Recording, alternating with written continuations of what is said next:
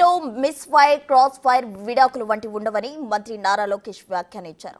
కూటమిని విడదీసే పనిలో సైకో జగన్ పడ్డారంటూ తీవ్ర స్థాయిలో మండిపడ్డారు. బూత్ లెవెల్ నుంచి జాతీయ స్థాయి వరకు అందరం అప్రమత్తంగా ఉండాలని సూచించారు. కూటమిలోని పార్టీ శ్రేణులతో మంత్రి నారా లోకేష్ సమావేశమయ్యారు. దానికి సంబంధించిన బ్రేకింగ్ న్యూస్ ఇప్పుడు మనం చూస్తూ ఉన్నాం. ప్రతి నెల 4,000 కోట్ల రూపాయల లోటుతో ఆంధ్రప్రదేశ్ రాష్ట్రం నడుస్తోందన్నారు నారా లోకేష్. రాష్ట్ర అభివృద్ధి ధ్యేయంగా ప్రభుత్వ పాలన సాగిస్తుందని చెప్పారు. గత ప్రభుత్వ పాలన తీరుతో రాష్ట్రం పూర్తిగా వెనుకబడిందని విమర్శించారు.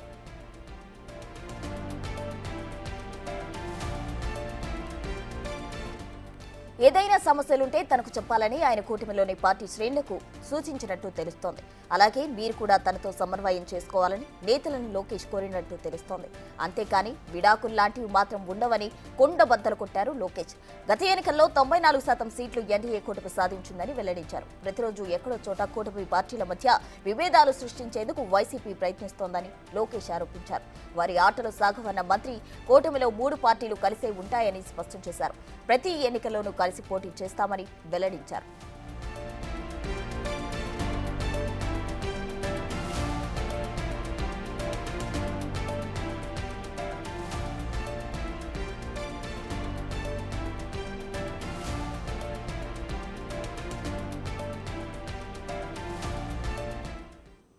కూటమికి సంబంధించి నారా లోకేష్ సంచలన వ్యాఖ్యలు చేశారు. పూర్తి వివరాలు అందించేందుకు మా ప్రతినిధి శివ లైవ్ లో అందించేందుకు సిద్ధంగా ఉన్నారు. శివ, చెప్పండి. అయితే కూటమికి సంబంధించి పార్టీ శ్రేణులతో కూడా నారా లోకేష్ సమావేశమైనట్టు తెలుస్తుంది. ఎక్కడో చోట కూటమి నేతల మధ్య అయితే విభేదాలు సృష్టించేందుకు వైసీపీ ఆరోపణలు చేస్తుంది అంటూ కూడా నారా లోకేష్ చెప్పడం జరిగింది. దీనికి సంబంధించిన కంప్లీట్ డీటెయిల్స్ ఏంటి శివ? ప్రస్తుతం మొత్తం మీద చూసుకుంటే ఆంధ్రప్రదేశ్లో తెలుగుదేశం, భారతీయ జనతా పార్టీ, జనసేన 3 పార్టీలు కలిసి కూడా కూటమిగా ఏర్పడి 2024లో ప్రభుత్వాన్ని ఏర్పాటు చేశాయి. భారతదేశ చరిత్రలోనే దాదాపుగా 95% పైగా కూడా 97% పైగా కూడా 97% స్థానాలని సాధించాయి 3 పార్టీలు.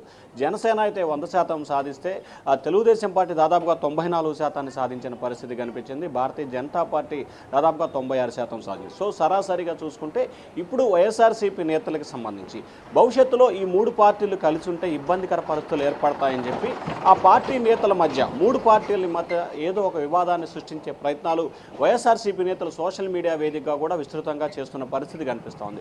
పవన్ కళ్యాణ్ పర్యటనలో పూర్తి స్థాయిలో జరిగిన తర్వాత అక్కడ ఏదో ఒక లోటుని చూపించే ప్రయత్నం చేయడం, అలాగే భారతీయ జనతా పార్టీని చిన్నచూపు చూస్తున్నారని చెప్పి చెప్పడం, అలాగే పవన్ కళ్యాణ్ చంద్రబాబుని పట్టించుకోవట్లేదు, పవన్ కళ్యాణ్ బీజేపీ నేతలతో టచ్లో ఉన్నారు, చంద్రబాబుని ఇబ్బందులు పాలు చేసే ప్రయత్నాలు పవన్ కళ్యాణ్ చేస్తున్నారని చెప్పి ఇటువైపు అట్లా రకరకాలుగా ఎన్ని దిక్కులుగా అవకాశాలు ఉంటే అన్ని దిక్కుల నలుదిక్కులా కూడా అష్టదిగ్బంధనం చేసే ప్రయత్నాన్ని వైఎస్ఆర్సీపీ నేతలు సోషల్ మీడియా వేదికగా అలాగే మీడియా సమావేశాల్లో కూడా మాట్లాడుతున్నారు.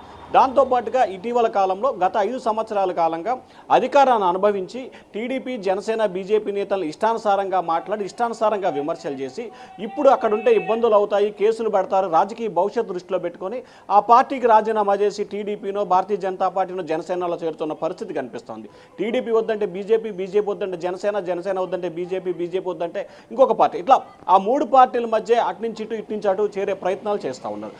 కొత్తగా వచ్చి ఈ పార్టీ నేతల మధ్య విభేదాలు సృష్టిస్తున్న పరిస్థితి కనిపిస్తుంది. ముఖ్యంగా చూసుకుంటే వైఎస్ఆర్సీపీ ఉత్తరాంధ్ర, ఉభయ గోదావరి జిల్లాలు ఈ 5 ఉమ్మడి జిల్లాలపై ఫోకస్ పెట్టింది. ఈ 5 జిల్లాల్లో కనుక ఈ పార్టీ మధ్య కనుక విభేదాలు సృష్టిస్తే ఖచ్చితంగా రానున్న ఎన్నికల్లో లబ్ధి పొందొచ్చు అనేది ఆ పార్టీ నేతల ఆలోచనగా కనిపిస్తోంది.